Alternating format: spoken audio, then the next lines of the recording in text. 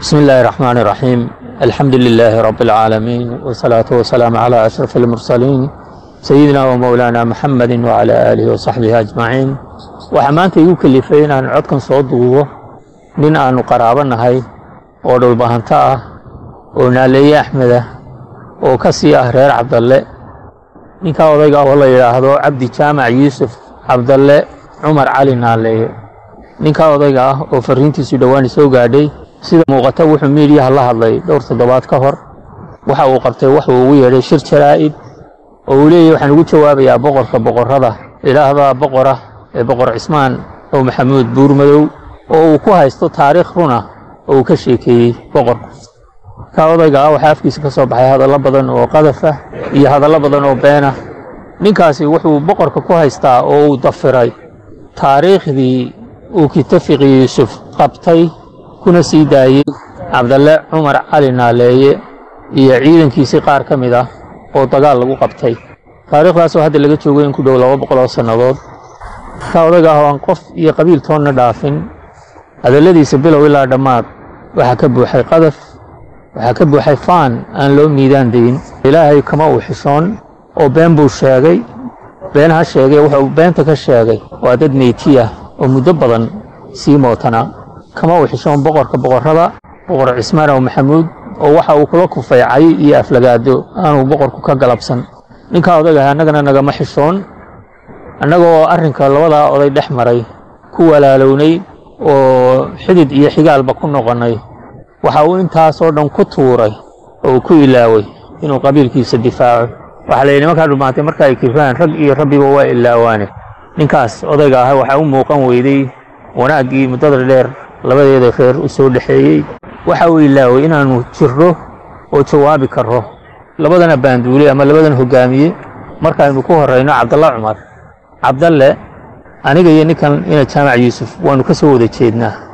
oo Cabdalle dad badan buu dhalay. warsama Cabdalle ka mid ahaa, Faarax Cabdalle ka mid ahaa oo af xakame, Cismaan Cabdalle oo ka tafiiran yahay ninka dagaal ogaha ee la yiraahdo Ahmed Karaash. waxa ka mid ahaa Bunay Cabdalle oo ayeeyay ahayd. waxa ka mid ahaa Yuusuf Cabdalle marka laga sii tago Yuusuf Cabdalle labadayada awoobu noo ahaa aniga ninka odayga ah oo isaguna wuxuu ka soo jeedaa Jaamac Yuusuf uu ka soo jeedaa aabihii ah, anigana Xaadsan Yuusuf ayaa ayeeyay ah. marka Cabdalle Umar sidaasaan uga soo wada jeednaa aniga ninka odayga ah oo Cabdalle iyo Yuusuf oo dhalayba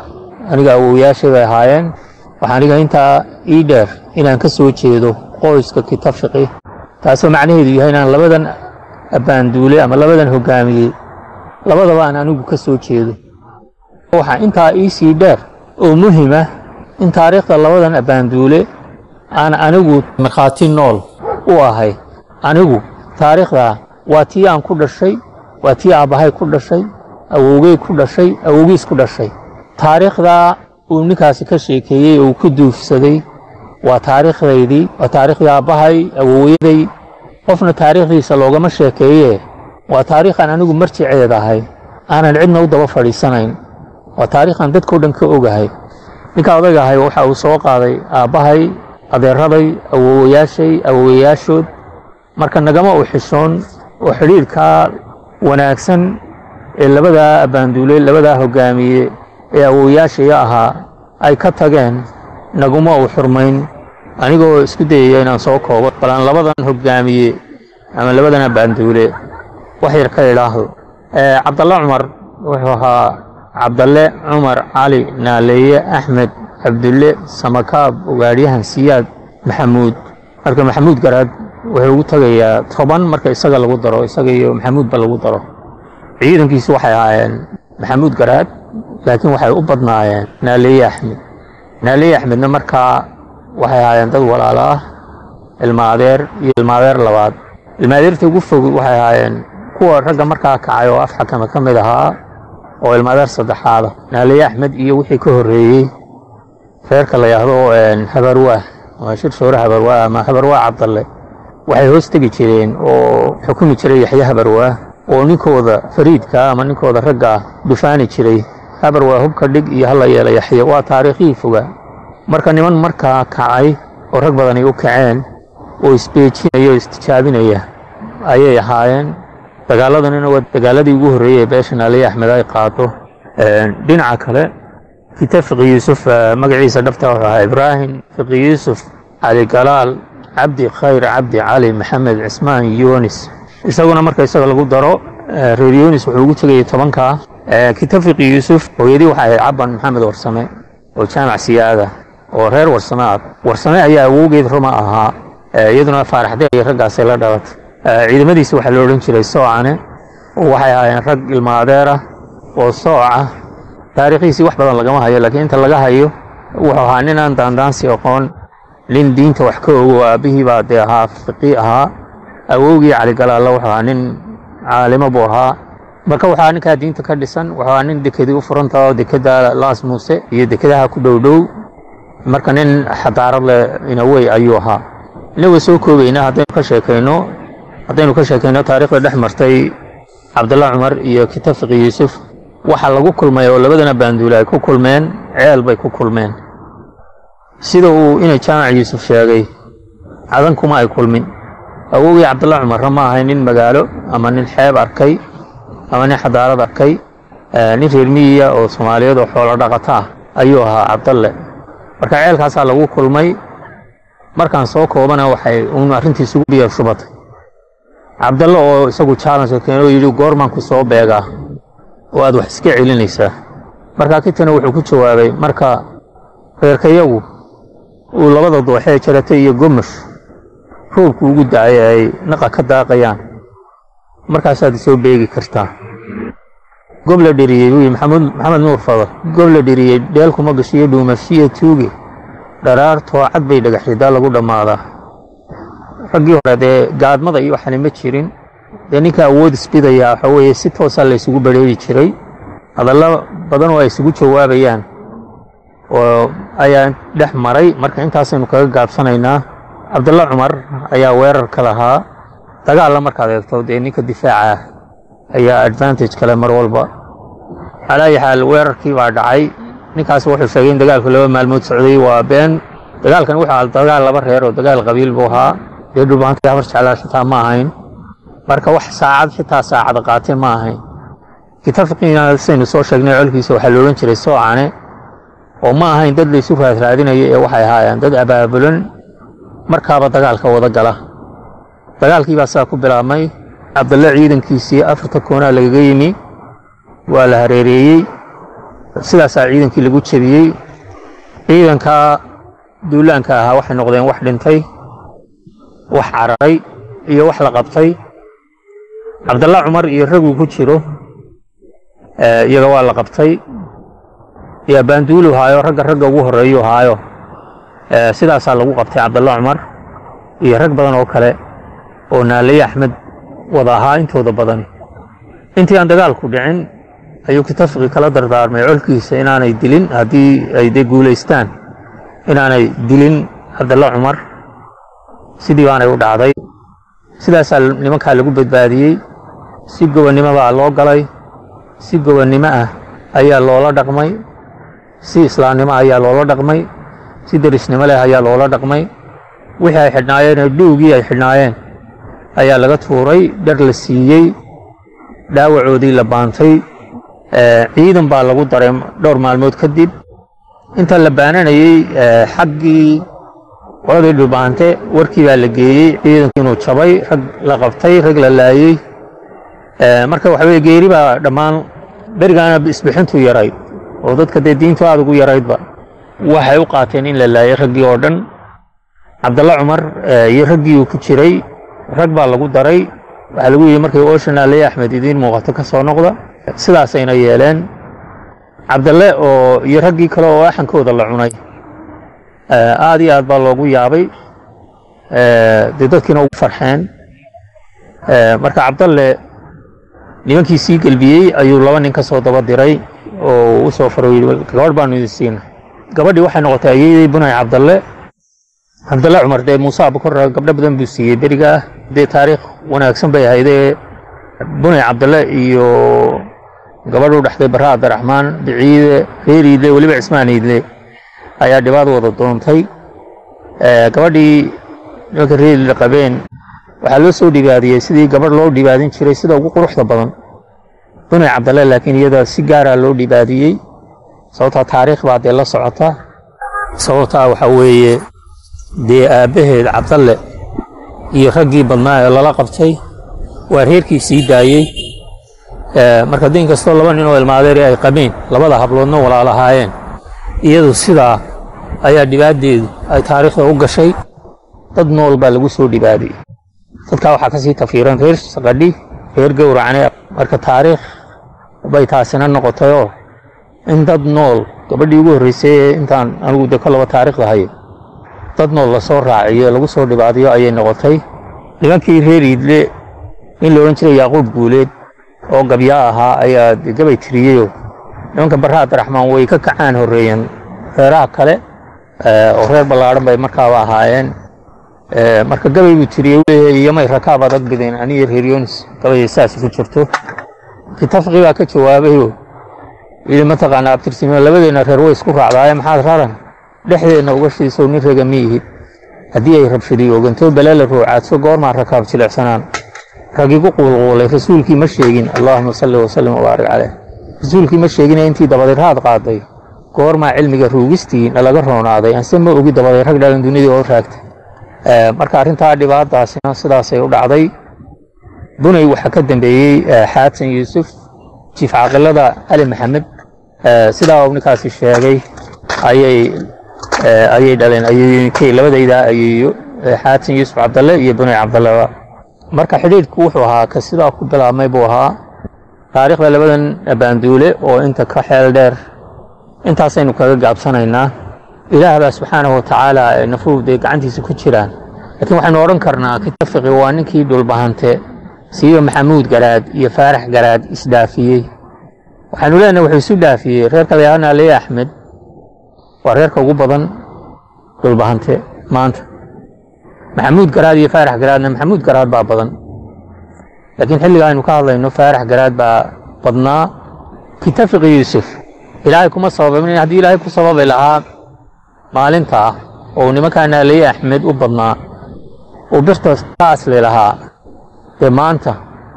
reeraha yaryar ee dhulbahantay ka mid noqon lahaayeen waxaynu odhan karnaa isaga isdhaafiyey maxamuud garaad iyo dee nimankii naali axmedna waa sii daayo way dhaleen laakiin faarax garaad sidaas si ka duwan ayuu la dagaalamay dagaalada faarax garaad haddaynu ka soo qaadano ka ugu weynaa waxaa jiray nin ciise muuse ah oo la odhan jiray geelo garoomeed geele bahdoon shirwac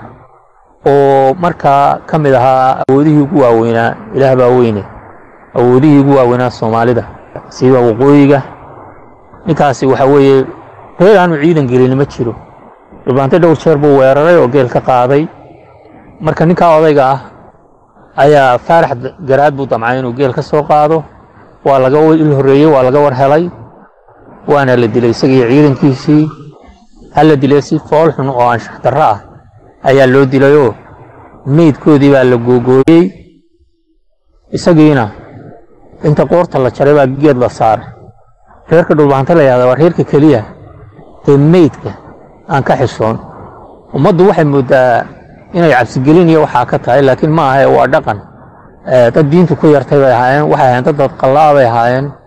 oo qaaqaawan oo dadka cuna ayay ahaan jireen markii islaamnimada ay xoog u qaateen ee islaamnimadii gashay dee way iska daayeen dhaqankii dadqalnimada laakiin waxbaa ku odhanaya waa waxay awoowayaashood samayn jireen waxbaa ku odhanaya meydka iyo dhiigga markay arkaan inay qalaan inay xubnaha qaar goostaan inay qaniinaan waa iska ritual weeye oo waa dad islaama hadda dee ma cunayaan meydkii laakiin wixii kale oo dhan waa inay sameeyaan sidii awoowayaashood ama ayooyinkoodba u samayn jireen waa dadkii lahaa dhegdheer waa dadkii lahaa hogaamilayoo soo dhowaatay iyadu baaciye lahaa ee cadowle lahaa raggi ummadda dadka qalata oo dhan lahaa iyaanan ku talax tegine sidaasay nimankii yeeleen markaasay gabayna tiriyeen walle reer isaaq kama bogsado ninkii la odhan jiray samatir rogane oo axmed garaad ahaa walle reer isaaq kama bogsado barunjidii gele walle baaba aan maanta baday beerku ledi maayo 100 sano walle sooma digo banaankan tuuruusa meesha tuuruus la yaaweecayn markii warkii la geeyey sidii meydka loo galay iyo kita waa aad buu uga cadhooday kita iyo Axmed Garaadna markaa waxaa dhex yeelay heshiis waxay noqotay heshiiskii inuu buriyo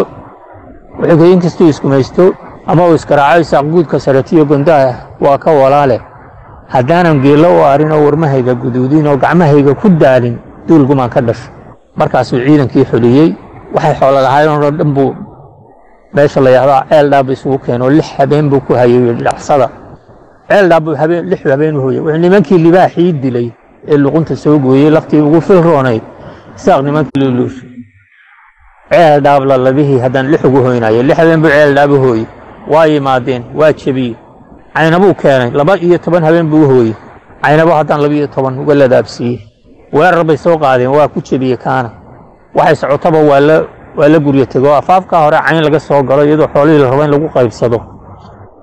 meesha la yiraahdo xaga garaad reer hagar baa halkaa kaga daba yimiyo reer hagar halkaas lagu jid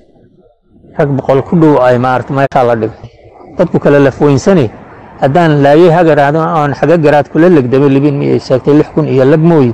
haddaan guluf leexay sangal la qanamo iyo haddaan lagu soo duulo lufankiina soo haray haddaan laasana u daayo lafta muuse kama dhalan haddaan gacanta ka laabo marka waxa la oran karaa ilaah baa nafaha iyo sidaan sheegay waa ninkii isdaafiyay maxamuud garaad iyo nimanka la yiraahdo faarax garaad ninka odaga oo hadallo badan oo aflagaada ku hadlay waxa kamid ah sabab markuu kitaabqiya awooyaasha iyo adeerada iyo sifeynayay waxa uu sheegay inay buur saarnaan jireen hadalladaasna ma aha wax cusub oo dadkani waa dad waxay doonaan iskaga hadla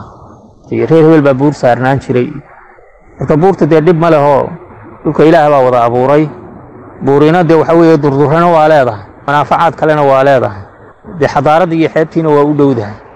buuro waaweyn waa leeyihiin laakiin waxaan filayaa inuu ka hadlayo buurahan gulis kan waa nin dhulbaanta waa nin hartiya waa nin daarooda marka waxaan la yaabay caqliyadda dadkan waxaad moodaa caqligoodu waa fooraraabi sida cabiidii waxaad moodaa caqligoodu inuu si kale u shaqeeyo war adigoo warsan gali uu dego buuraha ugu waaweyn oo ma jeertan gobol dhan oo buura leeyahay oo adigu buuraha aad degto wax ka degto oo waliba buur aanoodo iyo buuro waaweyn aad dhulkiina ay ku yaalaan maxaa idinku warwareejiyay labadan kurood ee aan wanagu degno waa mid subxaanallah marka leeyahay buuraha saarnaan jirteen dee waxaad leedahay dee awood baan u lahayn oo aan laga baqi jiro buuraha lagu gaban jiray baan u malaynayaa dee inaad ka wadaan awood aad lahayd dee wanaga ka soo sheekaynay Naaley Axmed iyo reerka iska yar baa ahaydeen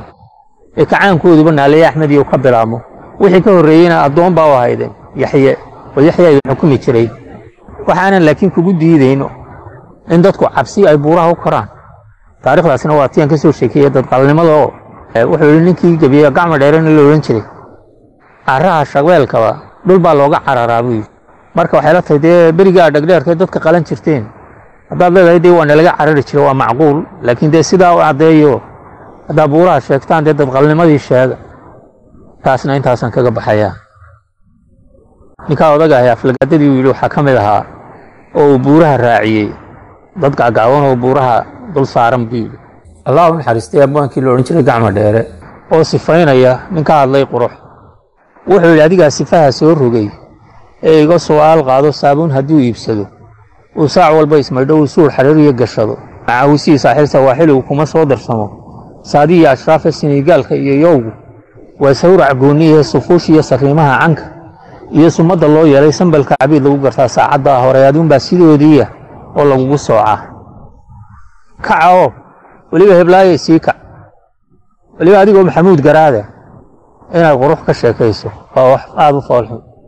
marka uu ka sheekeynay buuraha iyo waxa ka sheekeynay wada riyahay dhaqdaa marka waxaan anigu tusaale kuugu soo qaadanayaa oo taariikh ah oo taariikhda lagama been sheegi kara ee taariikhduna wax way dhaqankeenu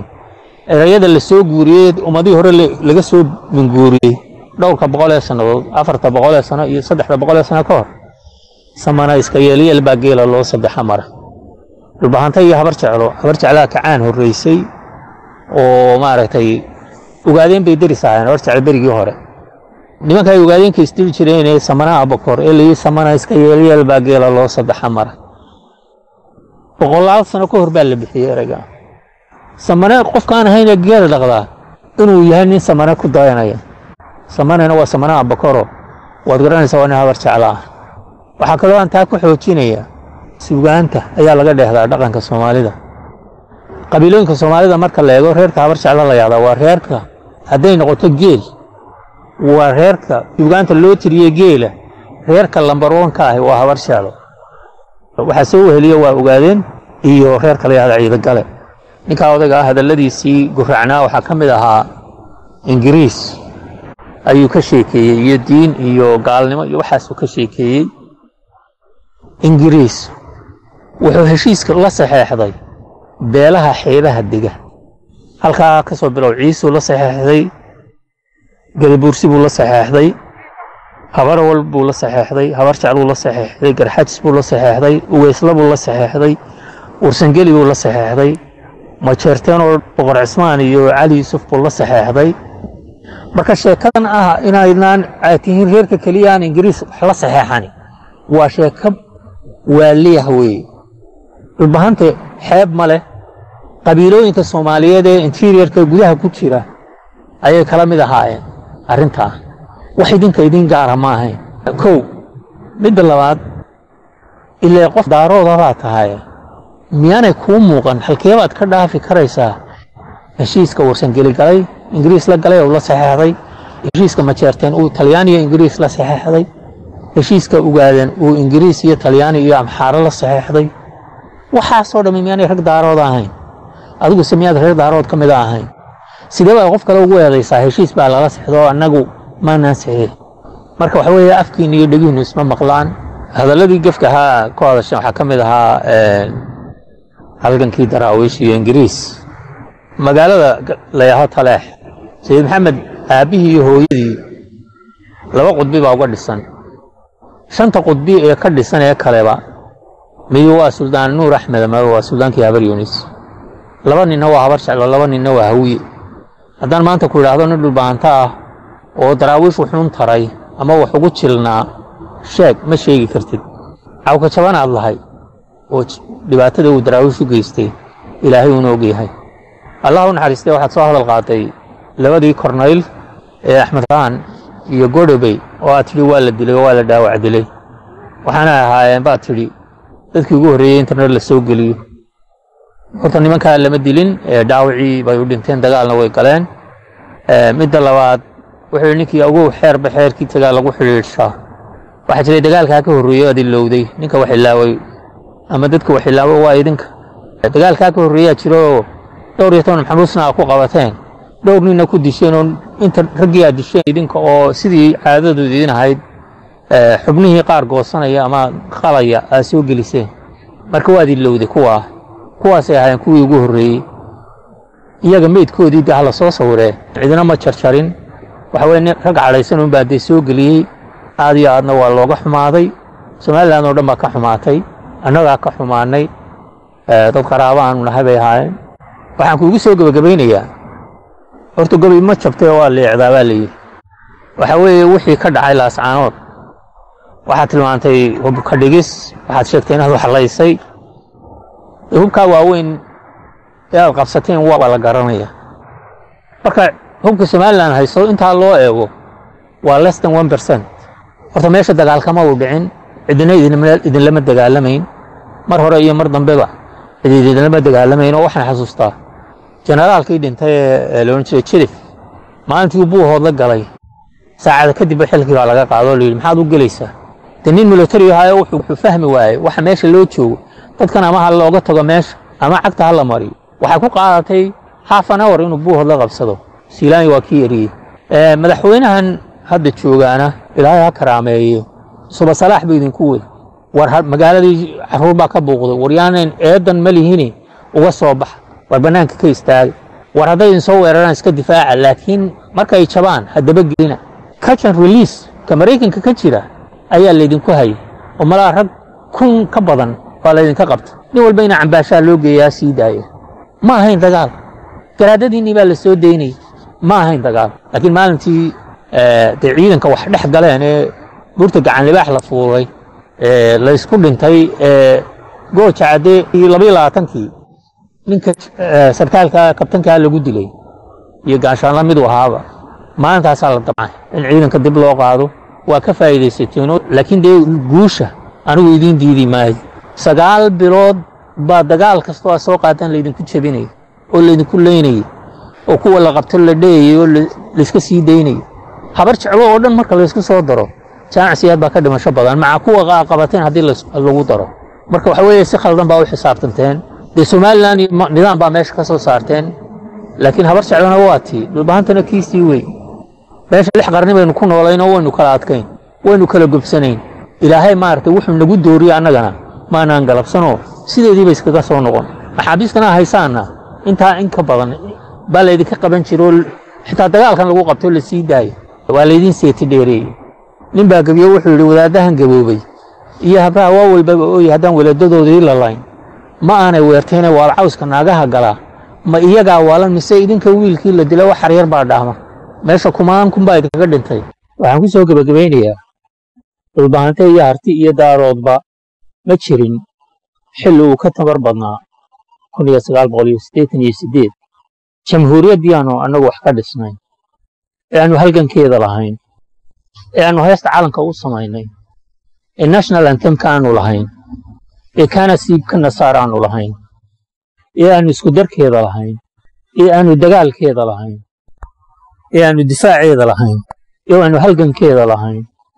aanu hantideeda lahayn aanu gabyaageeda lahayn aanu jaamacad carab ku daray hadafka iyagu ahaa in Soomaali wax noqoto calankii iyo dawladnimadii aanu annagu hormuudka ka ahayn nafsigu waa daruuraha cirka iyo sida dabayshaasi ayaa Maxamed Siyaad Barre uu gacanta ku dhigay waxa isku daydeen idinkoo awoodii qaranka ee aan dhisay ee hubka u doonay ee ciidanka u dhisay ee anigu militariga u ahaa ee ciidanka Afrika ugu weyn ama ciidanka labaad ee Afrika ugu weyn aanu gaarsiinay yaa ilaahay gacanta idin geliyay Soomaalinimo wadaniyad oo qofka daarood aaminsan yahay ma jiraan markii xukunkii qabateen waxa kale ku gaadheen ina nuurkii Soomaaliyeed oo isaaqa la dagaalantaan oo isku daydaan inaad demisaan waa demin kari weydeen ma jirin meel la ka xoog weynaydeen 70000 oo ciidan ah oo amar idinka qaadanaya amarka oo cid walba leh jabhado ama dhafoorqiiq ha noqdeen ama shiish wanaag ha noqdeen ama fardajaan ha noqdeen ama kuwii warsangeli ha noqdeen ama kuwii ugaadeen ha noqdeen ama boqolaalkii kun ee oramada ahaa ee aad Hargeysa agdejiseen ee tidhaahdeen dadkan waa idin celinayaan ee hubka u qaybiseen ee idin difaacayay maalinta waxaad ku taamaysay inaad dabar goyso maalinta waxaad ku taamaysay inaad taahdo dalba iga maqan dalkii baan qabsanaya waxba waad qabsan weeyay waxba waad ku tari weeyay marka maalin daarood ka xoog weynaa ma jirto gooja cadde wixii ka dhacay turaal waha waa ka faa'iideysateen laba libaax oo isdilaya waligii baa waraabi ka faa'iideysan jiray laakiin